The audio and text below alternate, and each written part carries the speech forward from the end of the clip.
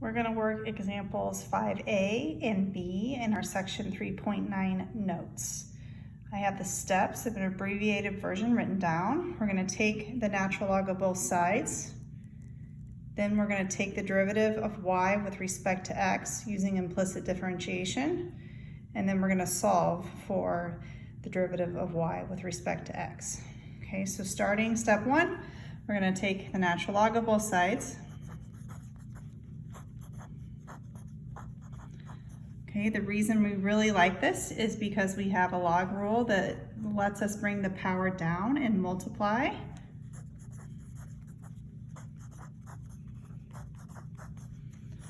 All right, so there we are, that's step 1.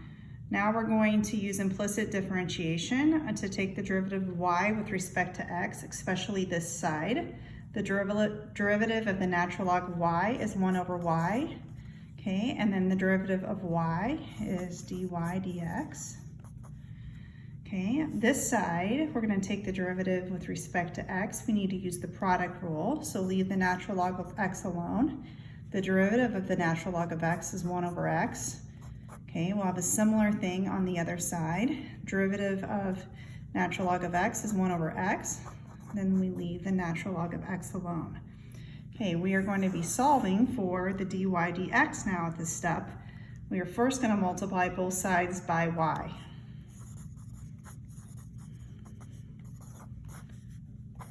Okay, now since these two terms are the same, we can add them together. So we have 2 of them. So instead of 1 over x, we're going to have 2 over x. All right, so now we need to look at the original problem to see what y was. So in the original problem, y is this expression. We're going to substitute that in.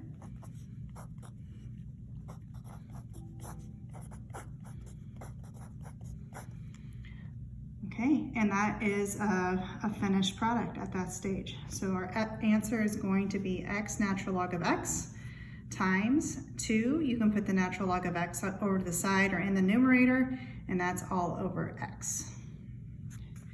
Okay, for part B, we're going to start the same way. Remember, f of x and y are the same, so we're going to take the natural log of both sides. Okay, same thing, bring this down.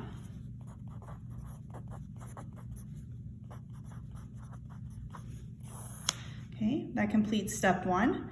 Now we're going to take the derivative of y with respect to x. This side is going to use implicit differentiation again. So we get 1 over y times dy dx. Okay, this side is going to use the product rule again. So the derivative of 2x is 2. Leave the natural log of 2x alone.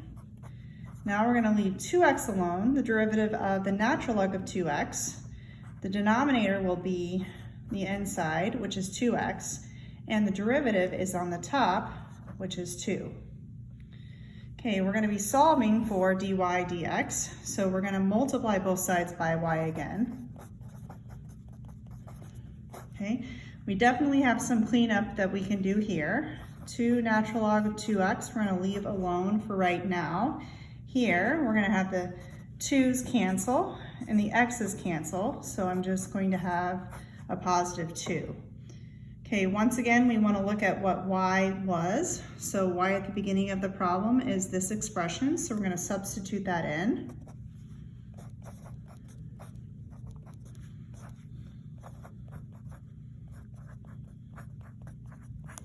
Okay, so substituting that in and rewriting what we had in the parentheses leads us to that.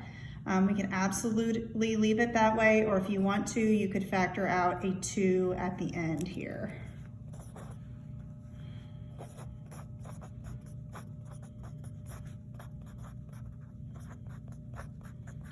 Okay, so like I said, both of those answers would be just fine.